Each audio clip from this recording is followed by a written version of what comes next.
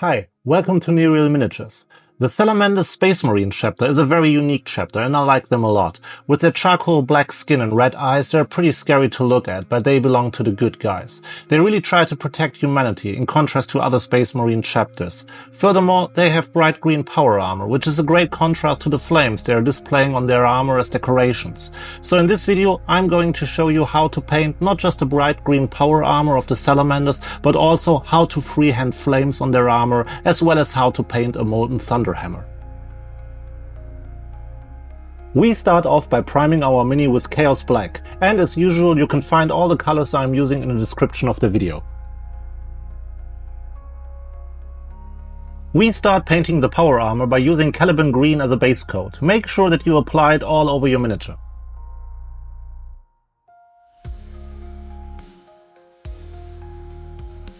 In the next step, we are applying our volumetric highlights by using a makeup sponge to get some smooth transitions. I'm using a beauty blender here and you can get these for cheap in different forms and sizes. Soak the sponge with water and squeeze out the excess paint. The moisture will naturally thin down your paint. Make sure that you use a wet palette, because in the following steps we are going to mix our colors together to achieve brighter and brighter volumetric highlights on our power armor. Also, you need to test out whether there is still too much water in your sponge. If you spot some tiny bubbles in your paint, then your sponge is still too moist. We apply our first volumetric highlight by using a 50-50 mix of Caliban Green and Vallejo Deep Green. Make sure that you apply the highlight in areas where light would naturally hit the power armor. As you have noticed, my paint was still a bit too thin, so I tried to get rid of the excess paint in the sponge and apply the highlight anew.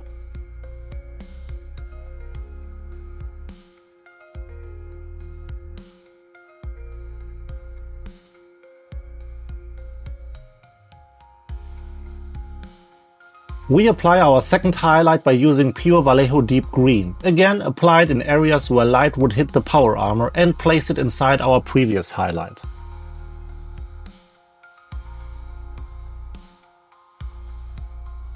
In the next step, we need to apply further highlights in more and more reduced spaces. Therefore, I cut off the bottom part of another sponge to be able to reach these areas and have more control over where the paint is applied. Just mix a bit of Vallejo Scorpio Green into our previous mix, and if you don't have Deep Green or Scorpio Green, you can replace both colors with Warpstone Glow and Mood Green. Here you can see how I apply the same mix but with a bit more of Scorpio Green added to it. Mixing more and more of the next highlight color into the previous color mixture is important for creating smooth transitions between the colors. In the last step, we use pure Scorpio Green and selectively apply it in the most raised areas of the armor.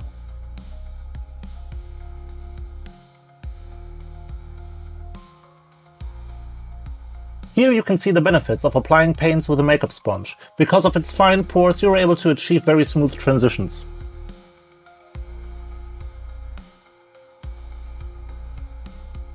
After placing all the volumetric highlights, it's time to paint the rest of the model, and we start off by using AK Intense Black on the shoulder pads, the backpack, the armor joints and his right knee pad, but this is optional.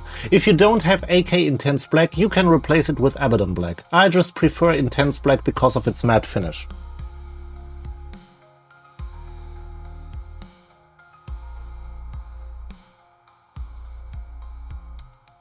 Now we place some volumetric highlights on the shoulder pads and the backpack by using the sponge again. Our first highlight color is Corvus Black. Inside our first highlight we place a second highlight of Eshin Grey.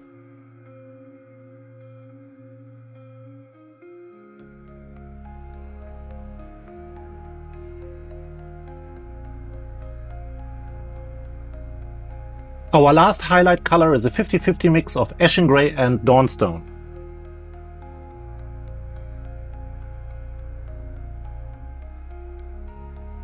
In the next step, we lay down all the other base colors and we use Rhinox Hide for all the leathery parts on the model, which are the leather belt and the pouches on his back.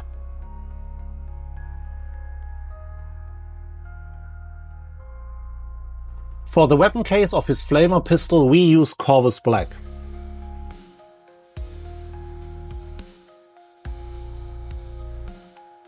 Then we apply Screamer Pink to the handle of his Thunderhammer.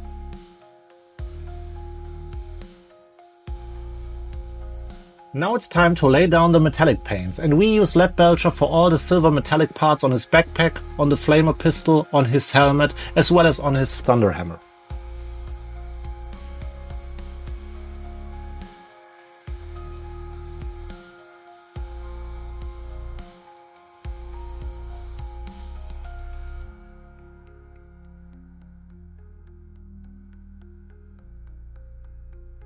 For all the gold metallics, I use two thin coats Dragon's Gold. If you don't have this color, you can replace it with Retributor Armour. Use the gold for the chest piece as well as for the tiny skulls on the armor and the weapon.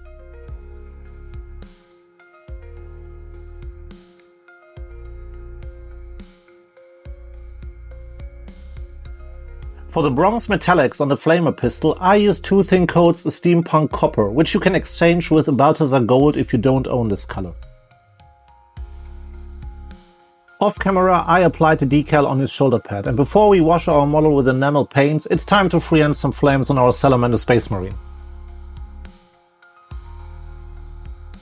I use a 1-to-4 mix of AK Intense Black and Khorne Red to sketch out the flames on his right shoulder pad and on his left leg. In this video, I'm just going to show you the painting process on the shoulder pad, because painting the flames on his leg require the exact same steps.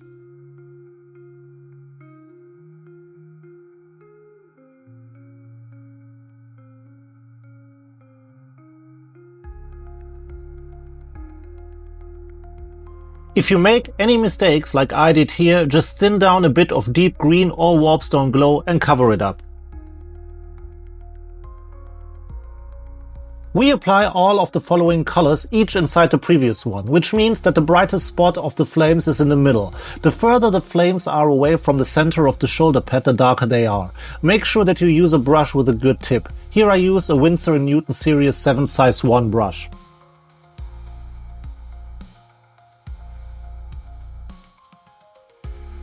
Try to work towards the center of the flames with each color.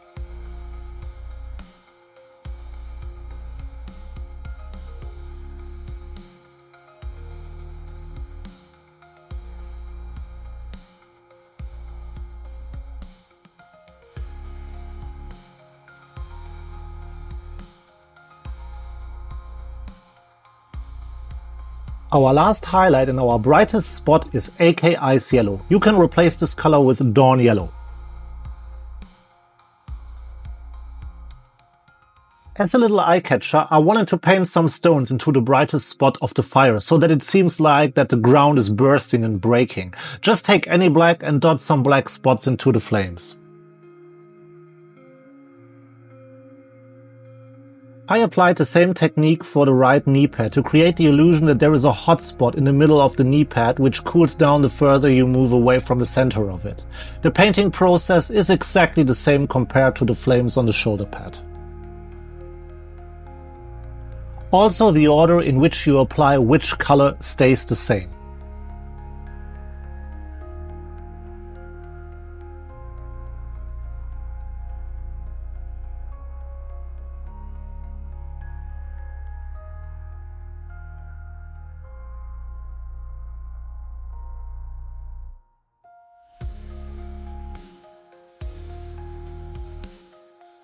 The only difference is that I apply a black color with the help of a sponge, like you would apply some battle damage to your model. Use any black you want. If you want to, you can also apply some battle damage to the chapter symbol on the left shoulder pad. If you overdo it, you can fix it by using any white and cover up the black spots. All the base paints are applied to our salamander, and now we need to prepare him for the enamel effect paints. Here we first varnish our model to protect the colors underneath, but for me this is optional. I had a few discussions in the comment sections of my YouTube videos and on Instagram why I usually don't apply a varnish before using enamel paints. That is because I've never experienced any issues with enamel paints damaging my colors. I start off by washing the whole model with white spirit, and while it is still wet, I apply rust streaks to the legs and weapons and streaking grime to the upper body. After that, I just let the paints dry for around 20 to 30 minutes so that they are semi-dry, which is the sweet spot. Then I clean the model with white spirit and a makeup sponge, because using a sponge is way better than a Q-tip, because wiping the grime away with one can really damage the colors underneath or leave some fibers on your model. To cut a long story short, I have also seen very bad results with enamel effect paints, so my advice is use a varnish beforehand, because better safe than sorry.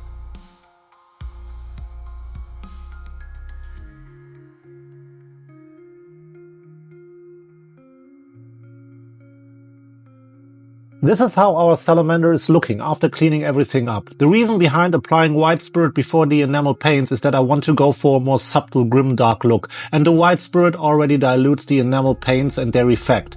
If you want to go full Grimdark, then skip applying White Spirit first. Now we need to get our highlights back up, and we start with highlighting the power armor by using Scorpy Green as an edge highlight.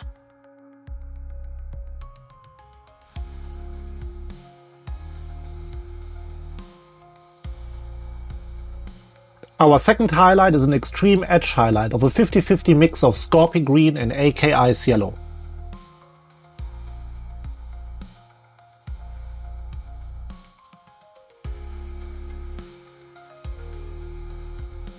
We use AK Ice Yellow once more, but this time as a dot highlight on the most extreme edges.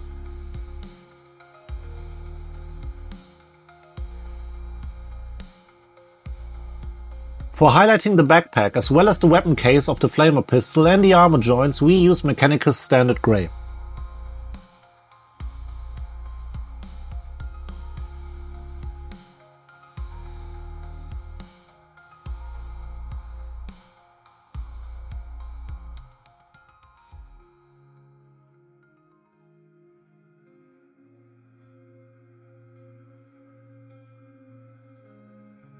Our second highlight is an extreme edge highlight of Dawnstone. Use it on all the previously mentioned parts.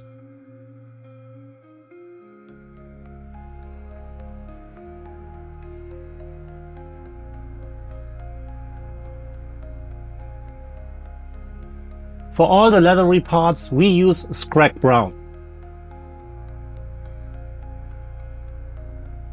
Use a 50-50 mix of Screamer Pink and AK Ice Yellow for highlighting the handle of the Thunderhammer. If you want to, you can also just use Pink Horror for example. Now we need to paint the eye lenses of our Marine, and we start off by base coating the lens with a 1-2 mix of Rhinox Hide and Yriel Yellow. Just make sure you leave the darker color in the recesses of the eye lens. We add more Yriel Yellow into the mix and gradually highlight the front third of the lens.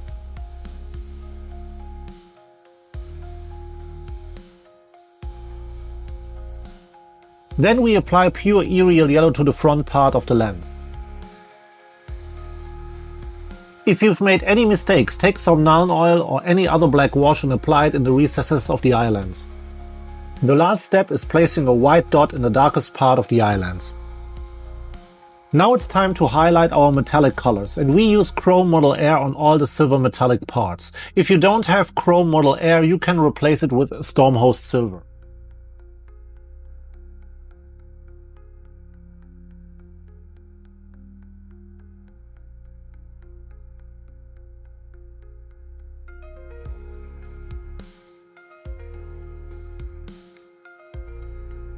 For highlighting all the gold metallic parts, I like to use 2 thin coats Glistening Gold. You can replace this color with Liberator Gold.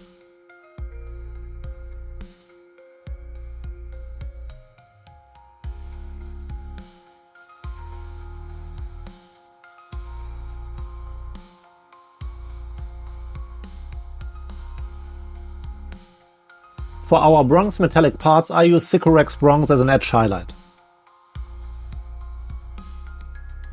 In the next step, we apply a muzzle burn effect to our flamer pistol, and we start off by washing 2/3 of the flamer with Army Painter's purple tone. If you don't have this wash at home, replace it with Druchii Violet. Then we apply Drakenhof Nightshade to the front third of the flamer. This is then followed by applying a wash of Nuln Oil to the tip of the flamer. In the last step, we apply Seraphim Sepia onto the transition of the bronze color and our purple tone area. Now we come to a very enjoyable part, which is painting the Molten Thunderhammer of our salamander. First, apply several coats of any white paint until you achieve good coverage. Here I use Pro Acryl's Bold Titanium White because this paint has a very nice consistency and also provides good coverage. 2 to 3 thin coats should be enough. In the next step, we apply again 2 to 3 thin coats of AK Fluorescent Orange all over the Thunderhammer.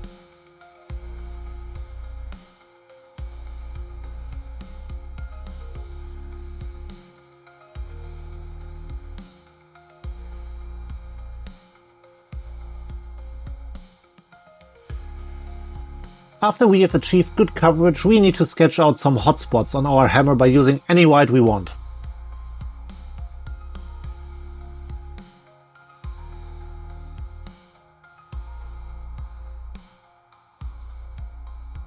Then we apply a heavy glaze of a roughly 50-50 mix of Fluorescent Orange and Yriel Yellow. When you apply this onto your Thunderhammer, make sure that you glaze from the bright area where the white is into the darker orange area.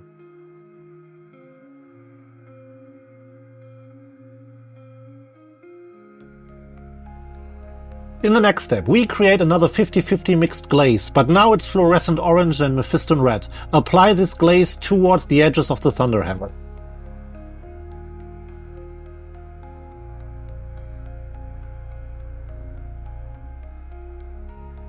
Now we need to apply Mephiston Red as an edge highlight.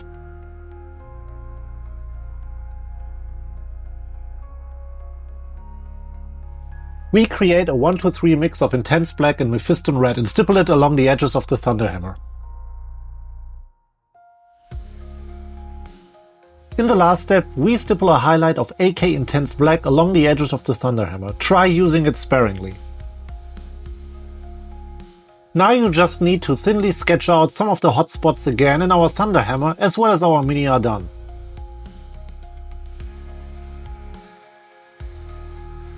The only thing left to do now is putting our salamander onto a base, and the best kind of base for a salamander is of course a lava base. I hope that you enjoyed the video as much as I did painting up the Salamander Marine. Don't forget to subscribe and like, and if you want to know how to paint different variations of lava bases or different types of eye lenses, then check out these 2 videos here. I hope I'll see you in the next video. Cheers!